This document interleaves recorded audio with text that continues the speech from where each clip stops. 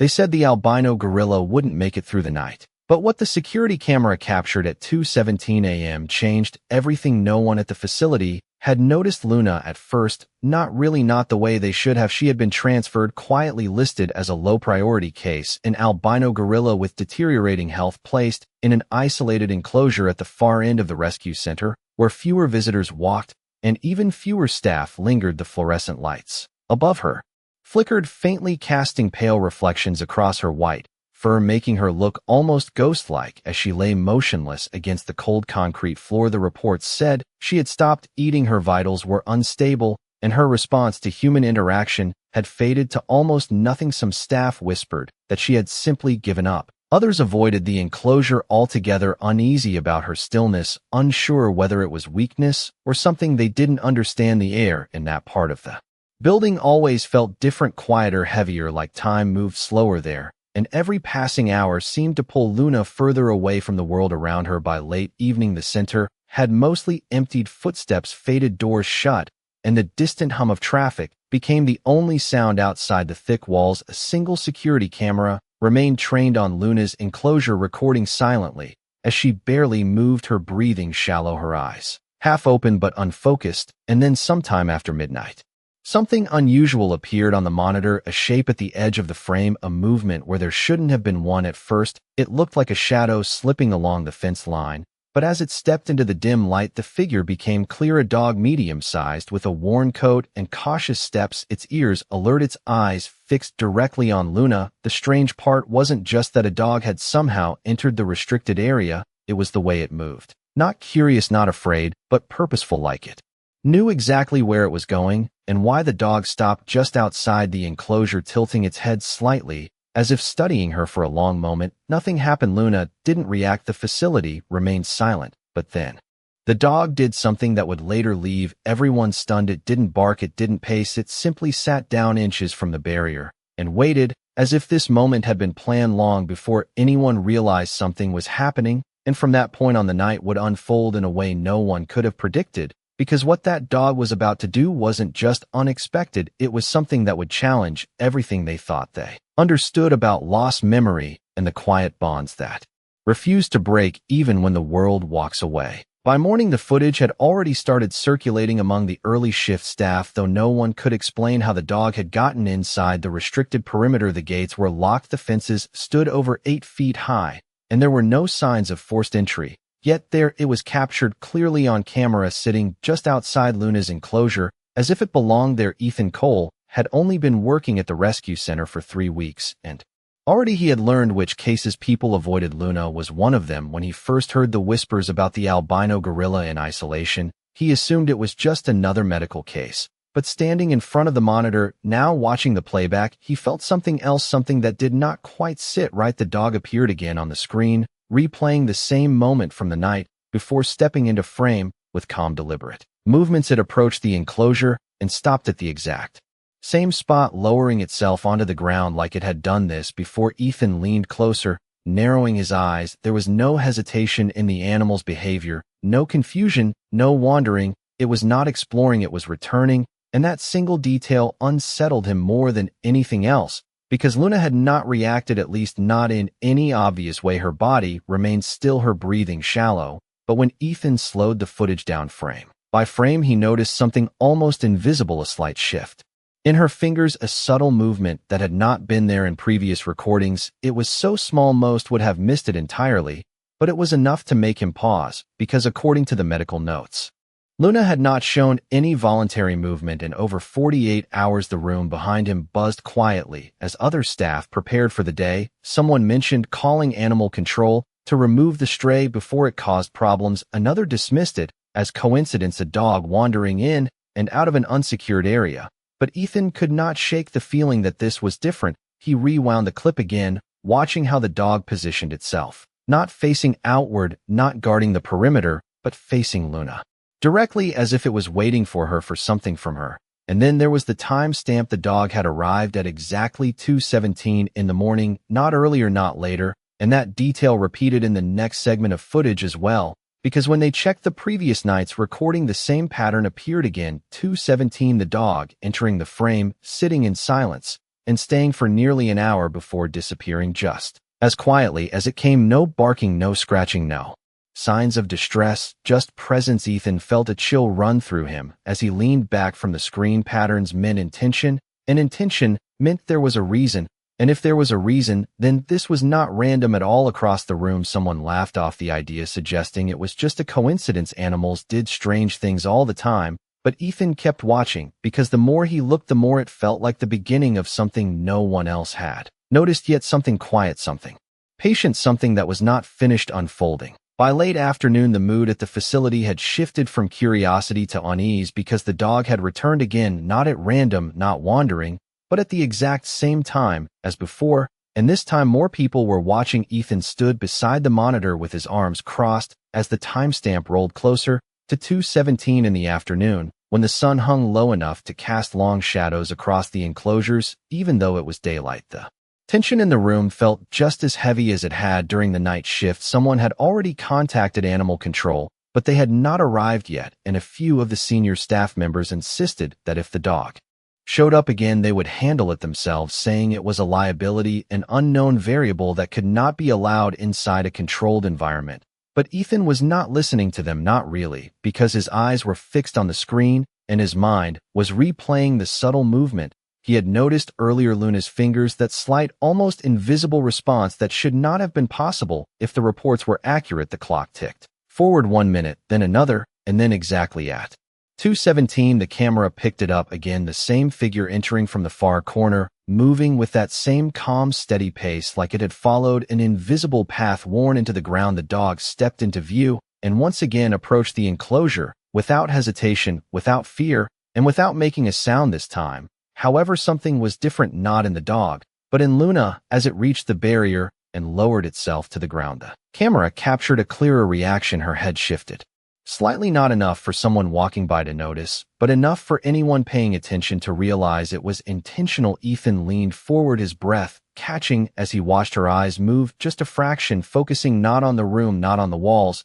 but directly on the dog. For the first time in days, there was direction in her gaze, and that single change made the entire room fall silent. One of the staff members whispered that it was just a reflex, that animals sometimes twitched, even in a weakened state, but no one sounded convinced because Luna did not just twitch, she held that gaze, and the dog seemed to respond to it in a way that felt almost impossible to explain. It adjusted its position, inching closer to the barrier, lowering its body even further until it was nearly lying flat, its head tilted slightly, its eyes locked onto hers. And then it made a soft sound, barely audible, even on the recording, not a bark, not a whine, but something in between, like a low, steady call, the kind of sound meant for one listener, not a warning, not a demand, but recognition. Ethan felt a tightness in his chest as he realized what he was seeing. This was not random behavior, this was not coincidence, this was interaction.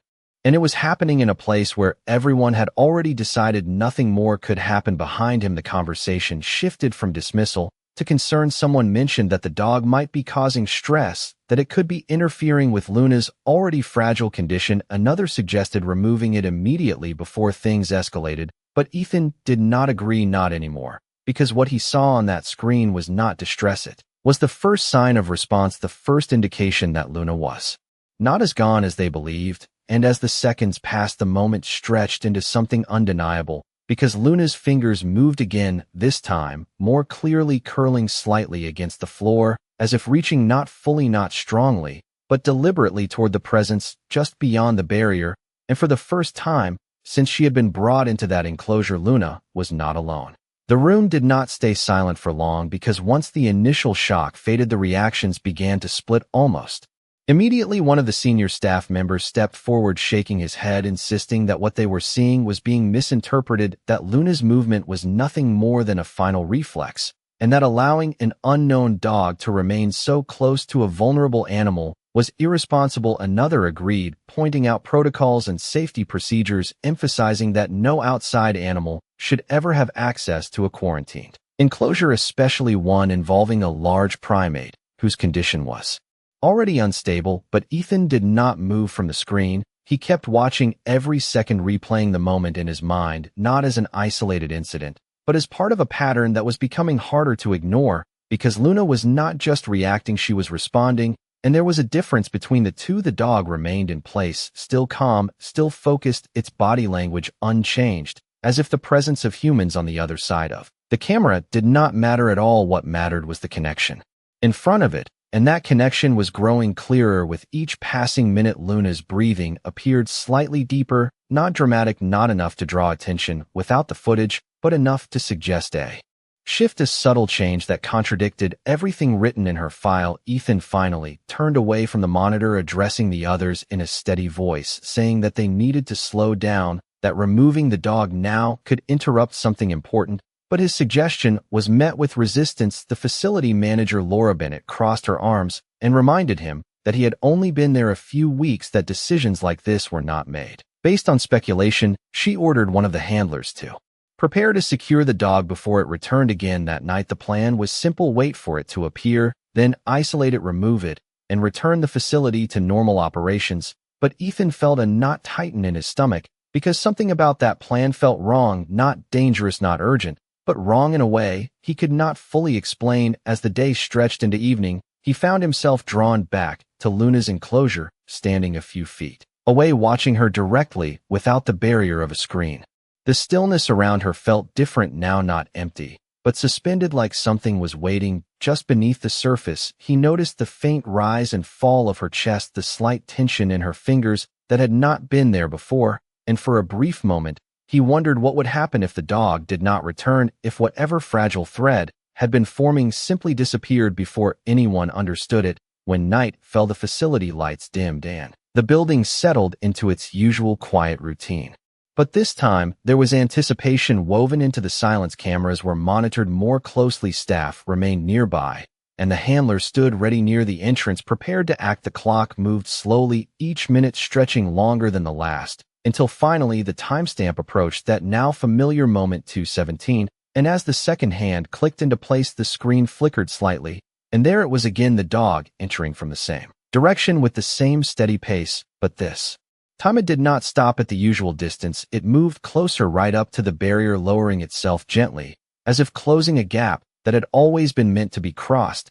And inside the enclosure, Luna moved again, more clearly than before, her head lifting just slightly, her eyes opening wider than they had in days. And for the first time, the distance between them did not feel like a barrier at all, but like something that was about to be broken. The handler stepped forward the moment the dog settled near the barrier, his posture firm, his movements controlled, as he prepared to follow instructions exactly as they had been given. But something in the room shifted again, not loud, not sudden, but enough to slow him down just a fraction, because Luna did not remain still this time. Her head lifted higher, her eyes fully open, now focused with a clarity that had been absent for days, and the change was impossible to ignore. Even from a distance, Ethan felt his pulse quicken as he watched her fingers press against the floor, her arm moving slightly forward, as if testing strength that had not been there before. And then the dog responded, adjusting its position even closer, lowering its body completely until it rested flat against the ground, its head tilted upward, its eyes locked onto hers.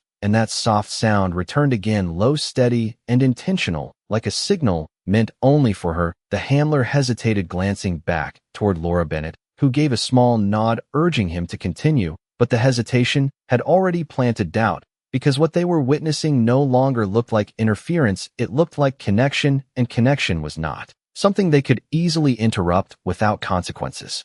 Ethan stepped forward, his voice calm but firm, asking them to wait just a few more minutes, pointing toward the monitor where Luna's breathing had become more visible, her chest rising deeper each time, her body no longer completely withdrawn. The room grew quiet again as attention shifted back to the screen, and for a moment no one moved, no one spoke. They simply watched as the distance between the two animals seemed to disappear, not physically but emotionally, something invisible forming in that narrow space between the barrier and the enclosure. Luna's hand lifted slightly, trembling not from weakness, but from effort, reaching forward inch by inch until her fingers rested against the metal dividing them.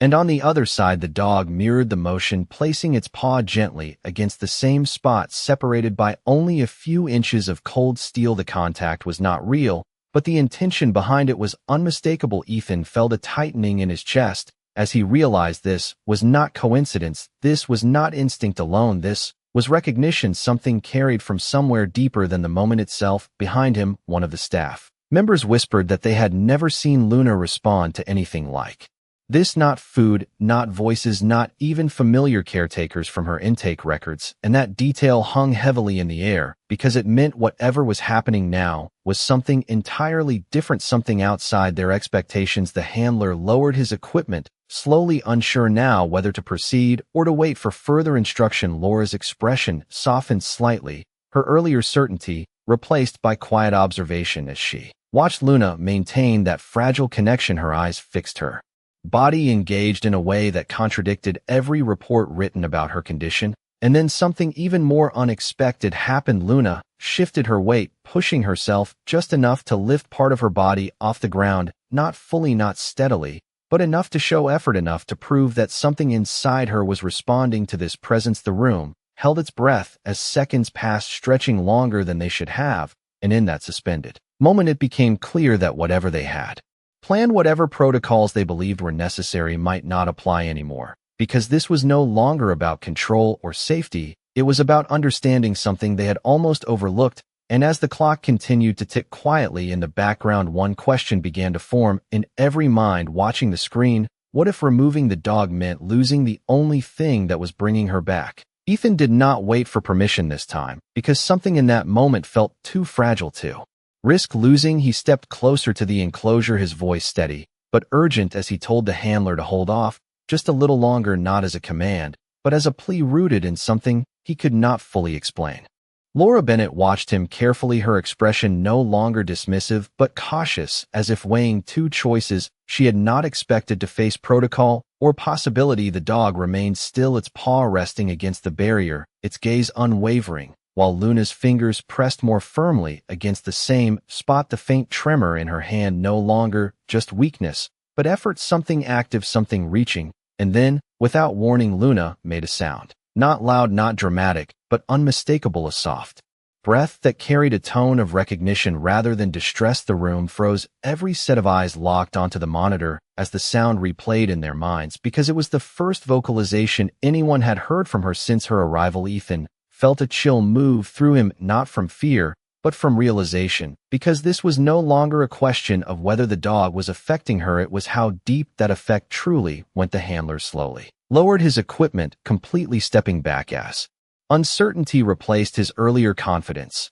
And for the first time, no one told him to continue. No one insisted on removing the dog, because the evidence was unfolding right in front of them, frame by frame, second by second. Luna shifted again, her body responding in small but undeniable ways, her head lifting higher, her shoulders tensing as she pushed herself slightly forward, closing the distance between her and the barrier by just a few inches. But those inches carried weight more than any report or diagnosis had predicted. The dog responded immediately, rising just enough to stay aligned with her movement, never retreating, never breaking that silent connection. And then it made that same low sound again, softer this time, almost like reassurance. And something clicked in Ethan's mind, a pattern forming not just in behavior, but in meaning, because the sound was not random, it was consistent, intentional, and directed toward her. Specifically, he turned back to the others, his voice quieter now, but filled with conviction, saying that this was communication, not in the way humans understood it,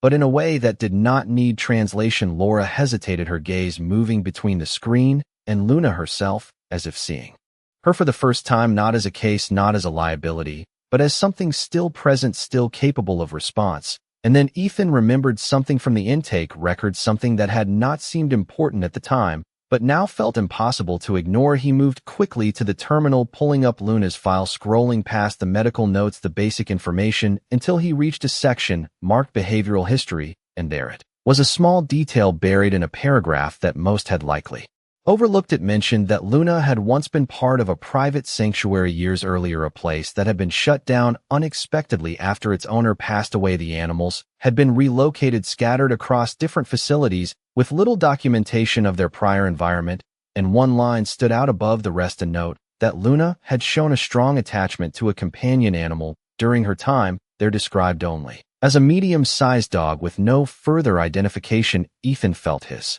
breath catch as he looked back at the screen where the dog still sat in perfect alignment with her movements, as if the space between past and present had quietly collapsed.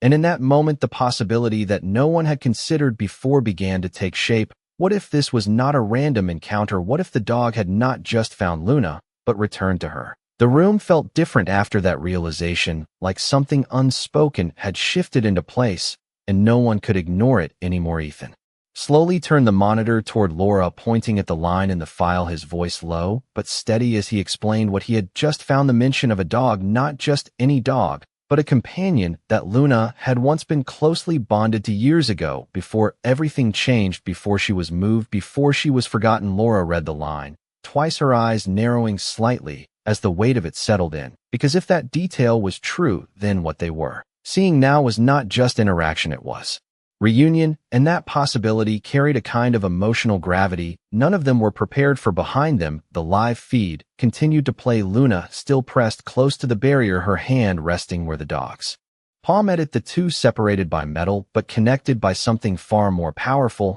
And then something happened that made the entire room fall silent again. Luna shifted forward further than before, her upper body lifting with visible effort, her movement slow, unsteady, but undeniable. She was trying, not just reacting, not just responding, but trying to close the distance. Ethan stepped closer to the enclosure, now watching directly, his breath held as Luna's eyes remained locked on the dog, and for the first time, there was something unmistakable in that gaze: recognition, not confusion, not fear, but recognition, the kind that does not come from instinct alone, but from memory, from something carried across time and lost. The dog responded immediately, rising to its feet, but still keeping its body low, its movements careful, almost gentle, as if it understood her condition, as if it knew exactly how much she could handle. It took a small step closer, aligning itself with her movement, again never breaking eye contact, and then it made that soft sound once more, only this time it was different, slightly higher, slightly more urgent, like a call that had been waiting for an answer. And Luna answered, not with a sound,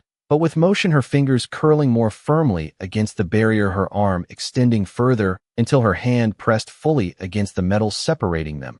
And though they could not touch, the intention behind it was clear. She was reaching for him. And in that moment something broke, not physically, but emotionally. The distance that had kept her withdrawn for days seemed to dissolve as her breathing deepened again, her chest rising and falling with more strength than anyone had expected. One of the staff members quietly said that this was impossible, that Luna had not shown this level of engagement even during her initial intake, when she was in better condition, but no one responded because the evidence was right in front of them, unfolding in real time. Laura took a slow step forward.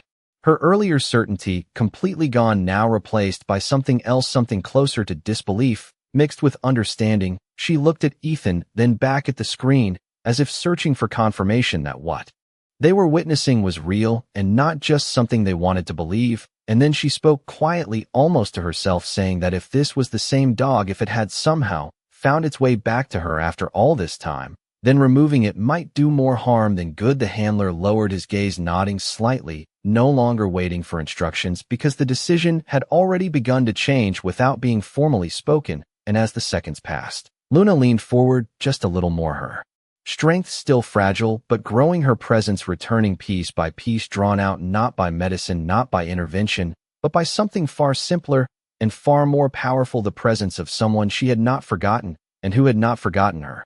From that moment forward, everything inside the facility began to change, not through a formal decision or a written order, but through quiet observation and a growing understanding that what they were witnessing could not be ignored. Laura gave a small nod, signaling to the team to stand down completely. No one moved to separate the dog, no one attempted to intervene, and for the first time since Luna had arrived, the enclosure was no longer treated as a place of isolation, but as a space where something important was unfolding. Ethan remained close, watching every detail as the connection between them deepened. Luna shifted again, this time managing to push herself upright, just slightly, her arms trembling under the effort, but holding for a few seconds longer than before, her eyes never leaving the dog, as if drawing strength from its presence. The dog responded by moving along the barrier, slowly matching her pace, its movements careful, deliberate, as though it understood her limitations and adjusted to them naturally, without hesitation,